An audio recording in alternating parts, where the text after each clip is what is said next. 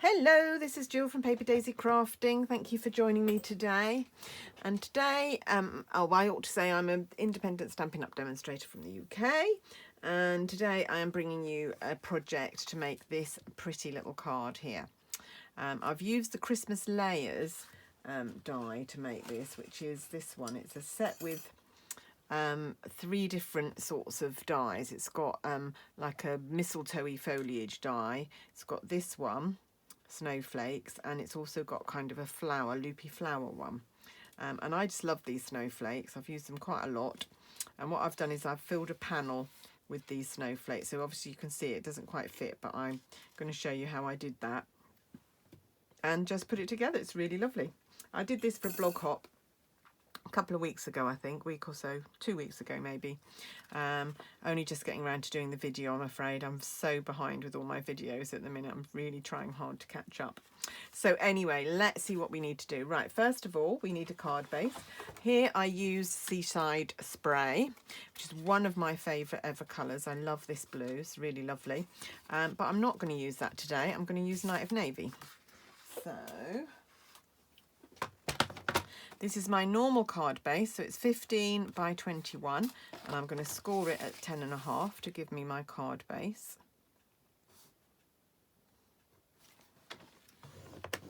Like so. So I measured it up to 10.5 there. There's the 10.5 mark, and then scored. So the score was going to be at 10.5. And then I am going to take my bone folder, and I am going to burnish that fold so it's a nice crisp crease, like so. There's my card blank, lovely. Okay, and then I am going to, actually that's not quite straight. Can you see that that doesn't quite meet there? And that really annoys me, the fact I obviously haven't cut this card particularly straight. So what I'm going to do is I'm going to bring back my trimmer, and I'm just going to trim off that little bit so that it does line up. So there we go. So that's got rid of that odd edge. And then does the bottom need doing as well? That isn't quite straight as well. It does annoy me when little things like that aren't quite right on my cards. I do try and correct them.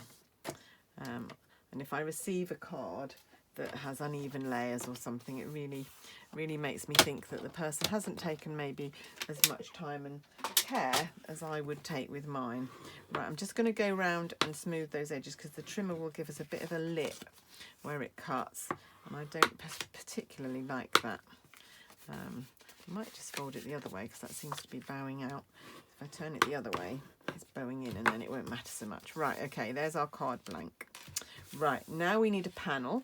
And I've already embossed my panel. I don't know how well you can see that, but it's embossed with our Subtles 3D dynamic embossing folder. So this is a really thick, chunky embossing folder, but it gives a really lovely effect. It just gives a very lightly textured effect to the panel, which I really like.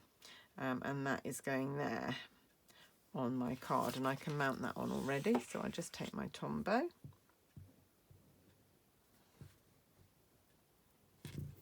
we go,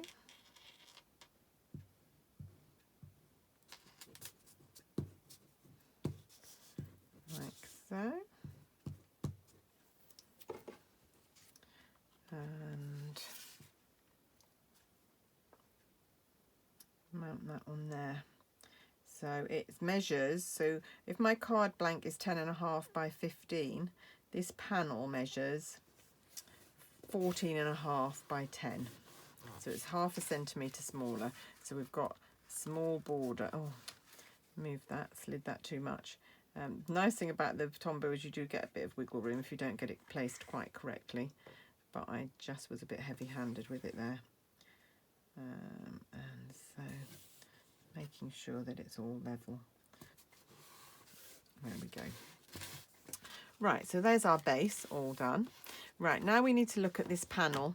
So it's one of our stitch rectangles, which is this one, which measures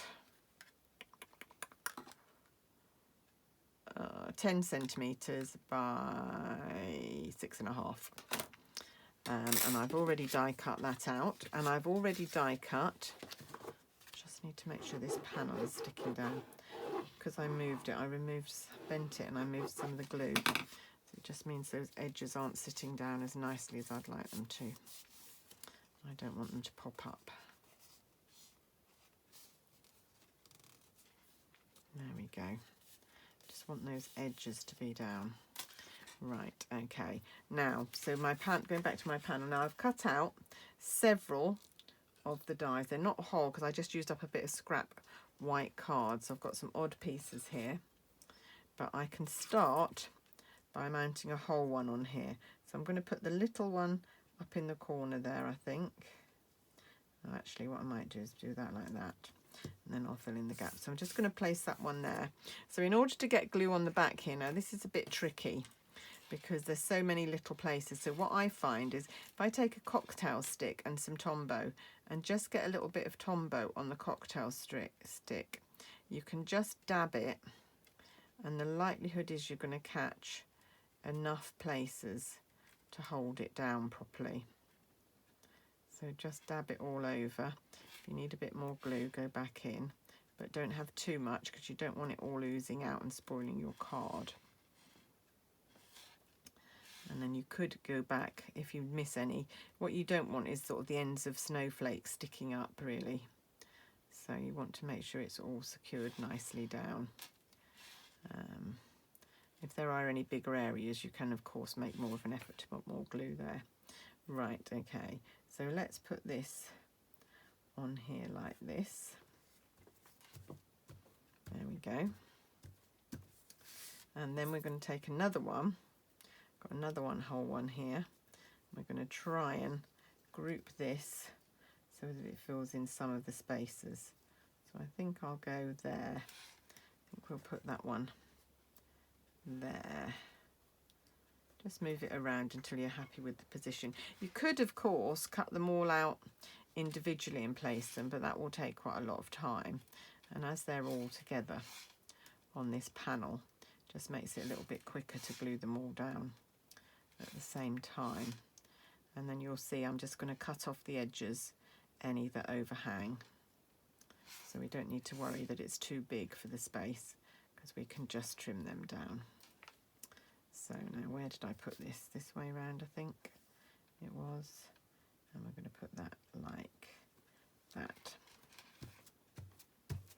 So like I say, you can come in with your scissors and just trim off like this. There we go.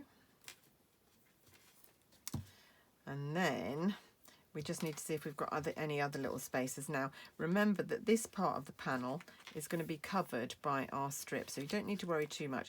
Just these bits up here, so I might just snip off one of these little snowflakes. Might find my tweezers. There we go. There we are. So I'll just put that up there. I can trim off any excess in a minute. What else? Should we put another one up there? Should we just put this one?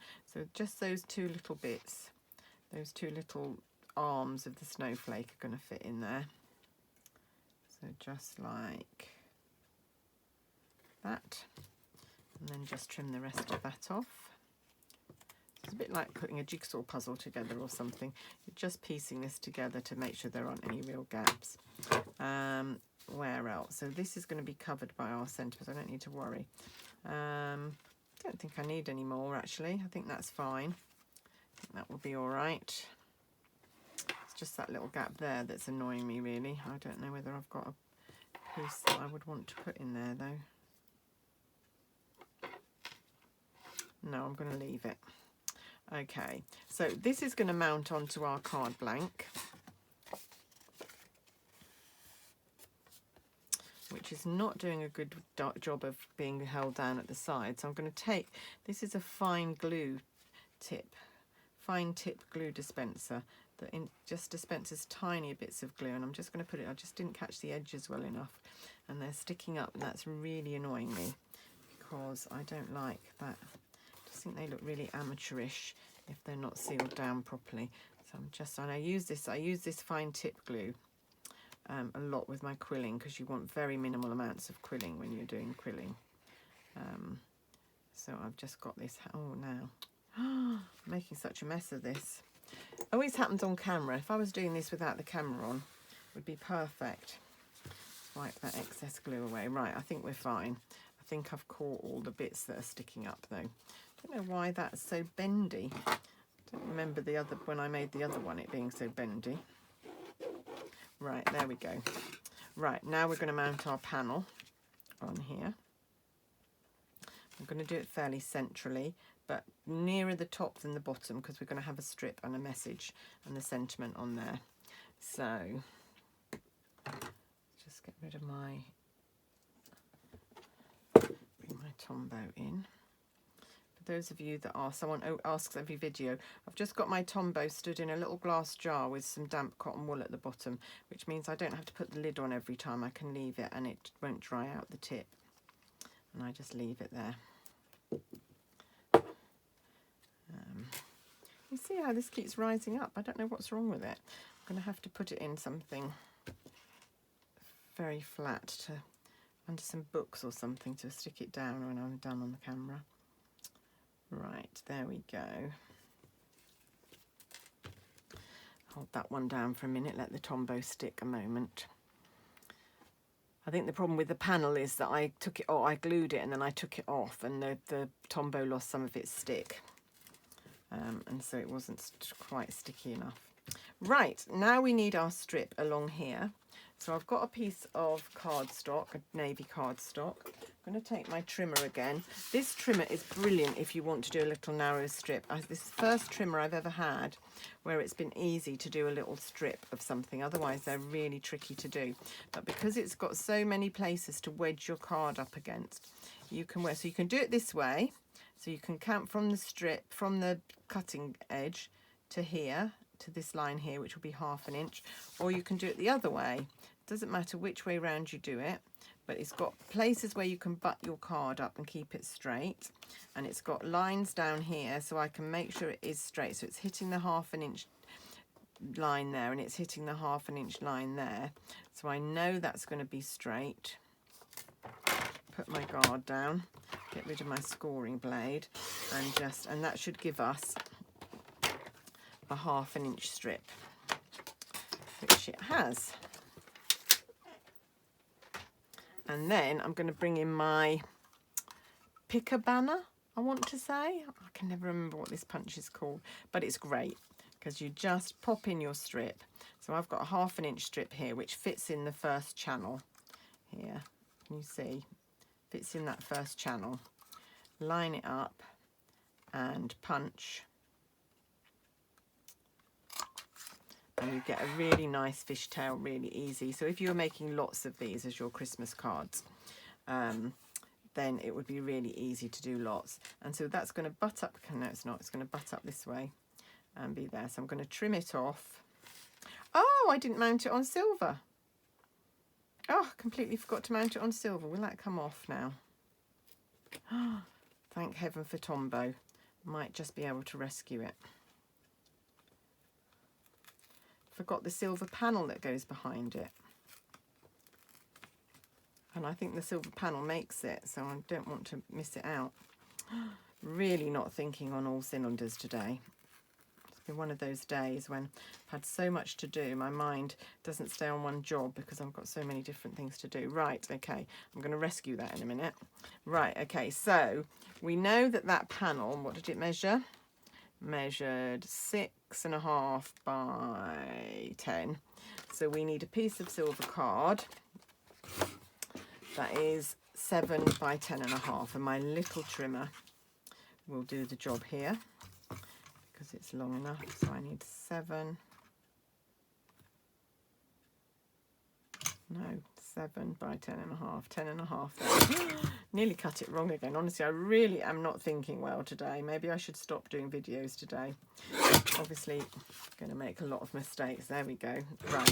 Right, we will glue on the back of this again. Luckily, this bit that I've now wrecked on my card is going to be covered, so that won't matter. So, what we instead of using glue here, I'm going to use double-sided tape. I'm going to use our tear and tape because I'm gluing onto silver card and it's not terribly porous, so the wet glues tend to not stick particularly well, and if they do stick, they don't last very long. So I might well send this Christmas card to someone and find that it fell to bits before Christmas even arrived.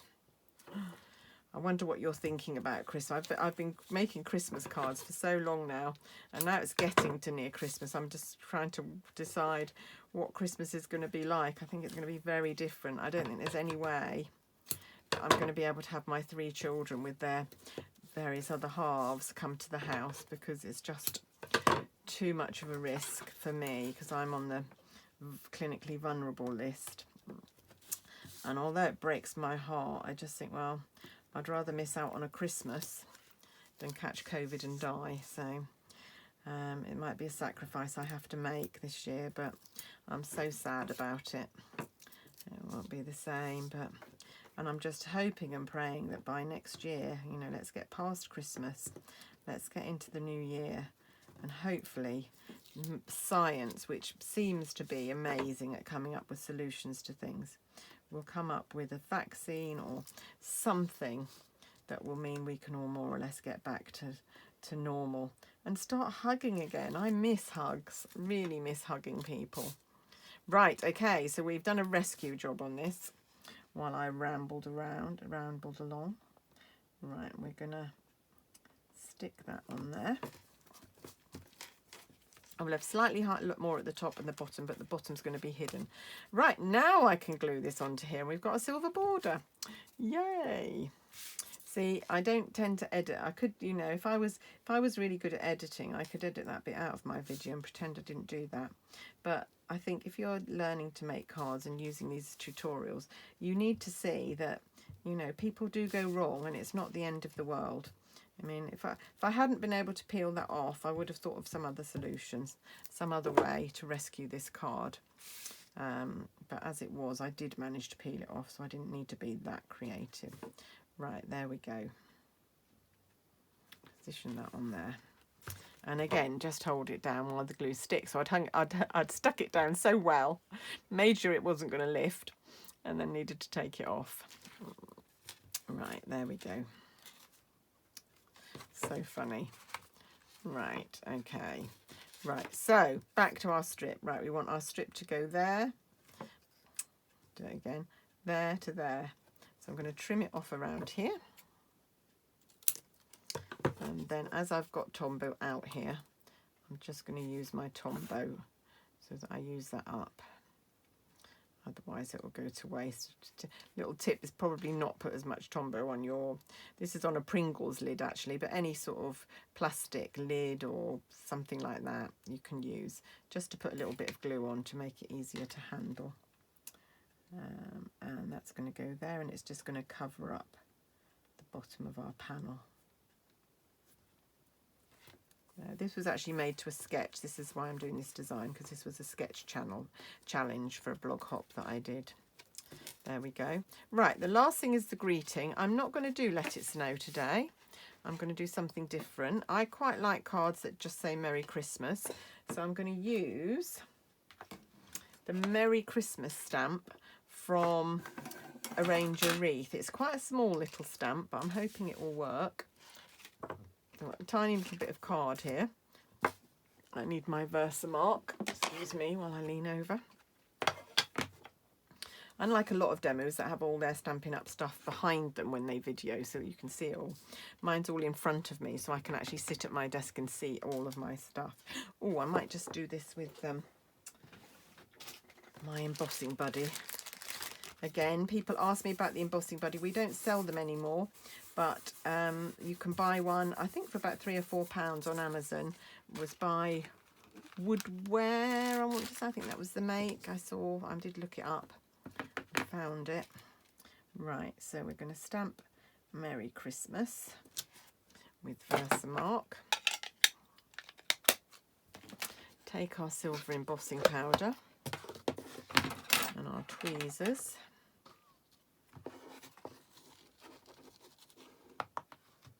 And there we are.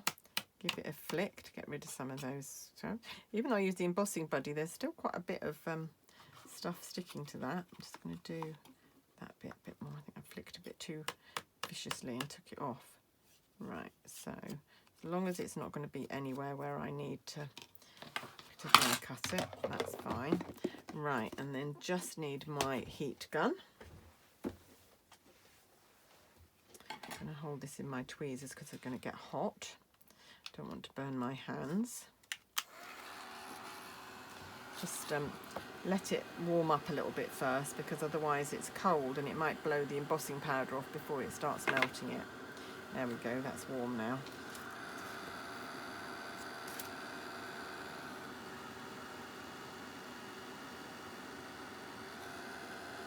Trying to hold it so you can see when the magic happens without burning my fingers. There we go, it's just turning. There we go. Right, now I have a choice of 2 sizes of ovals.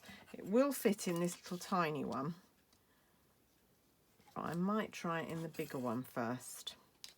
I don't know whether it's just going to look a bit silly in that bigger one, but I'm going to give it a try, and then if it doesn't fit, I can always cut it down with the little one anyway.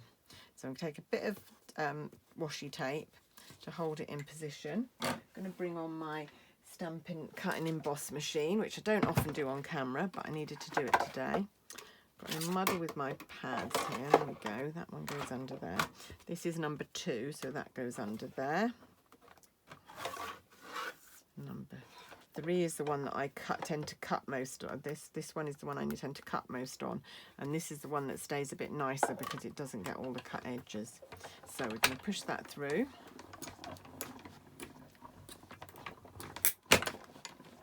Nice and easy to cut through. Oh, it's not too bad actually. I think that's okay. Oh, good. And then I'm going to cut a silver backing, a scallop. This is from these are dies from the layering ovals, by the way. So I'm going to do a silver backing for it.